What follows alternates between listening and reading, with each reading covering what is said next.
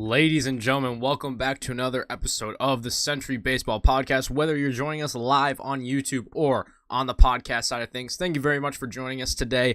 We are going to be recapping the wild divisional series in Major League Baseball. Just concluded yesterday, and we're going to be recapping every single game. So let's get into it. I'm Sam, Century17. Subscribe. You can follow me on Twitter at Century17, my YT. We're going live in about an hour and a half or so to be streaming the Phillies versus Padres game, doing the play-by-play. I've been doing it all postseason long with different games, so make sure you guys are staying tuned for that. We'll be live for every game of the World Series as well. Subscribe so you don't miss out. So there are 4 series in the MLB Divisional round. Phillies versus Braves was one of them. And we're going to go, let's do a recap of every single game, starting with the Phillies versus the Braves. In game 1, it was Max Fried on the hill. Braves get to line up their guys. 4 straight hits in the first inning for the Phillies. Realmuto, Harper, Castellanos, and Bohm, they put the Phillies up 3-2-1. Fried, he goes 3.1 innings pitched, 8 hits, 4 runs. Suarez works out of 2 bases loaded jams in 3 innings pitched. Bullpen carries the Phillies the rest of the way, although Olsen scores a 3-run homer, makes it very scary off of Zach Eflin in the 9th. But the Phillies go from Bellotti to Brogdon to Hand to Dominguez to Alvarado to Eflin for a 7-6 series opener win. The game they were not supposed to win, they come away with it. In game 2, Wheeler on the hill versus Kyle Wright. Wheeler is shoving through 5 innings, but a ground ball that gets past Rhys Hoskins with runners on second and third. With 2 outs, that scores 2 runners and another single later in that inning, made it 3. It was a 3-0 game as they go from Wright, who got 6 innings pitched. They go to Minter, Iglesias, and Jansen. They go 3 scoreless for the Braves. Braves take game 2 by a 3-0 score. In game 3, we go to Philadelphia, where they're back in Philly for the first time in 11 years for a playoff game. It is packed. The place is rocking. Everyone is enjoying it. And Strider is on the hill for the Braves, coming off the injury, first start since that injury, and he's shoving through 2 innings. His velocity is up, everything. Well, a guy gets on third by playing small ball for the Phils, bunting him over, getting him over to third. Bryson Stott comes through with the RBI double. It gets him going. Schwarber comes up. He gets intentionally walked because they know that he hunts the fastball and he kills it. Brings a struggling Rhys Hoskins to the plate. Well, 1 pitch later, first pitch fastball, slowest of Strider's career. That ball leaves the yard. 3-0 Phillies, and oh no, Harper hits the 2-run homer just 2 hitters later. Realmuto hit a first pitch, so it goes, Schwarber gets intentionally walked after Stott works an incredible at-bat. Hoskins first pitch hit, or homer, excuse me. Realmuto first pitch single. Harper first pitch homer, and that was, I believe, Minter, his first pitch of the whole entire inning. Harper takes a yard. Castellanos, he comes up and he gets a hit. So it was like 5 hits on 5 pitches for the Phils. Castellanos ends up getting 2 more RBI as Harper gets another one as well. Nola, he shoves 6 innings, no runs, as he's gone now a 12.2 combined innings with no earned runs on the postseason. They go from Alvarado to Hand to Brogdon. They all go no earned runs in 3 innings pitched. Phillies take this one 9-1. Humongous win for the Phillies. They take the 2-1 advantage heading into game 4, where it's still in Philadelphia. In game 4, Syndergaard gets the ball for the Phillies versus Morton, who has a 0.53 ERA in elimination games in his career. Marsh, early on, he gets a 3-run homer. That gets the place rocking. Morton gets hit in the arm on a comebacker from Alec Bohm. Luckily, it was like 72 miles an hour rather than 100. Still hits him right in the arm. He throws another inning, comes out of the game right after that. Realmuto gets an inside-the-park home run as well, and the crowd is going crazy. Harper, later in the game, goes oppo for a homer. His third of the postseason. The Phillies go from Bilotti to Hand to Alvarado to Eflin to Dominguez, who allowed 2 earned runs. They were both homers, Olsen and d'Arnaud, after it was their second baseman, who the Braves, I'm trying to think of his name right now, Arcia, who had the other home run. So all 3 runs on 3 solo shots after Syndergaard goes 3 with 1 earned run. Phillies, they're moving to the NLCS. 8-3, they take this one, and they take the series 3-1.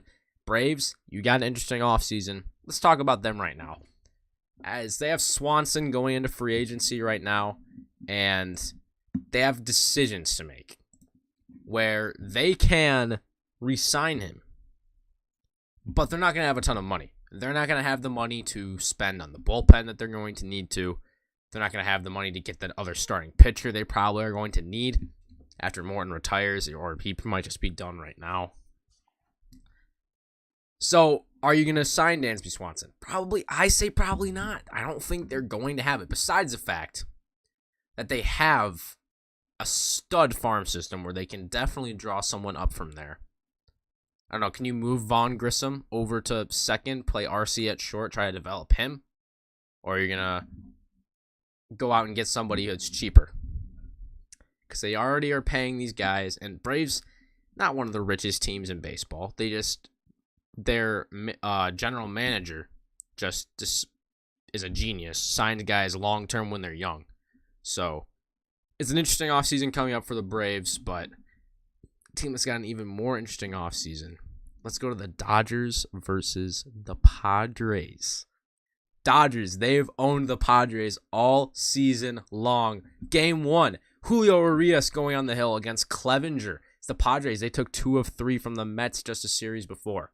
Turner, Smith, and Muncy all go yard off of Clevinger early on. A late RBI from Gavin Lux gave the Dodgers the lead, while the Padres could not keep up. The Dodgers go from Phillips to Vesia to Gratterall to Martin. They go 4 scoreless. Dodgers take game 1, 5-3.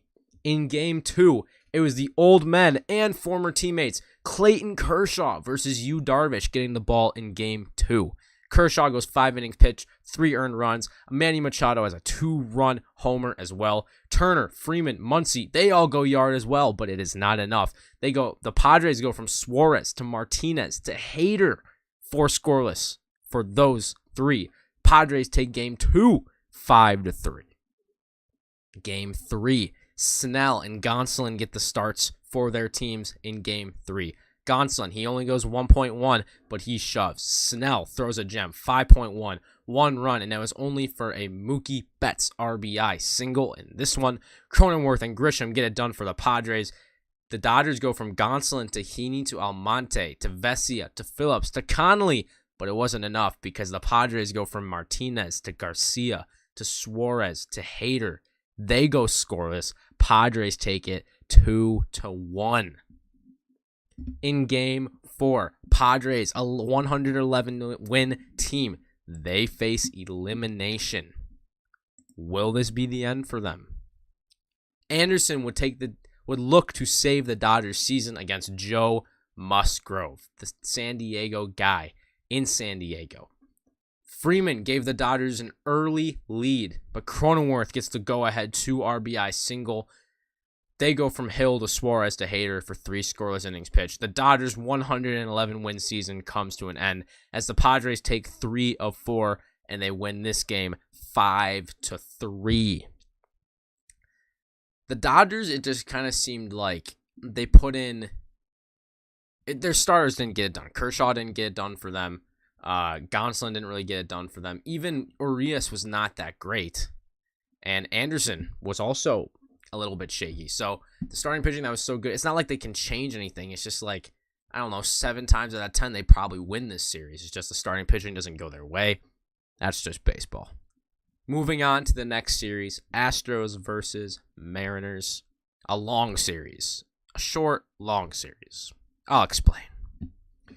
Verlander gets off to a rocky start in game 1. 4 innings pitched, 10 hits, 6 runs. Rodriguez, France, Suarez, and Raleigh all have RBIs in this one. They go Abreu to Javier to Brown to Montero for 5 innings pitched, 1 run. The Astros, that is. The Astros climb back in with Gurriel, Bregman, and Alvarez all having RBIs. Yordan, late in the game, hits the walk-off 3-run home run off Robbie Ray in the 9th. Munoz to Sewald to Ray all give up runs for the Mariners. Astros take it 8-7 in dramatic fashion. In Game 2, it would be Luis Castillo going up against Framber Valdez, who had that great quality start streak. Castillo goes 7 innings, 3 runs. Valdez goes 5.2, 2 runs. They both shove, but a few mistakes led to the runs. Yordan Alvarez hits the go-ahead 2-run bomb. Tucker and Bregman both get RBIs. Santana and Moore get RBIs for Seattle, but it's not enough. Munoz lets 1 run in 1 inning for the Mariners, but the Astros, they go Neris to Montero to Abreu to Presley. No earned runs in 3.1 innings pitched. Astros take it 4-2. The young Mariners face elimination down 2-0. Kirby and McCullers both shove. The offenses do not show up. We played 2 games. In the 18th inning, Jeremy Pena hit the go-ahead home run for those Astros. In Seattle, quiets the crowd. Well, they get it done in the 18th. As Garcia comes in, Astros win it 1-0. They sweep the Mariners. They've owned them all year. They sweep the Mariners 3-0. Moving on to our last series that we're going to be talking about. This one goes the full 5. Game 1, Yankees versus Guardians. Garrett Cole, who has struggled in the postseason, gets the start for the Yankees, while Quantrill toes the slab for Cleveland. Cole goes 6.1 innings and 1 earned run. Quantrill goes 5 innings pitched, 3 runs. Stephen Kwan and Harrison Bader both get solo home runs for their respective teams. Anthony Rizzo gets the 2-run homer. Donaldson has a brain-dead play, but Loaizaga to Peralta to Holmes go no runs, 2.2 innings pitched. Yankees take it 4-1 in Game 1. In Game 2, Nestor Cortez face off against Shane Bieber for a critical game. Nestor goes 5 innings pitched, 2 runs, but Bieber does him just a little bit better, 5.2 2-earned runs. Giancarlo would tack on a homer for the Yanks and Naylor for the Guards. Gonzalez and Jimenez would add more runs for the Guardians, and they take it 4-2. In Game 3, Severino makes his return to October for the Yanks against Tristan McKenzie. Dr. Sticks. Stephen Kwan goes 3 for 5 with an RBI. Gonzalez has 2 more RBIs. Are you kidding me? Including the walk-off in the 9th when the Yankees had the lead. Henges to De Los Santos to Morgan. They go 4 innings, no runs. Guardians take one and steal one. 6-5 in Cleveland over the Yanks.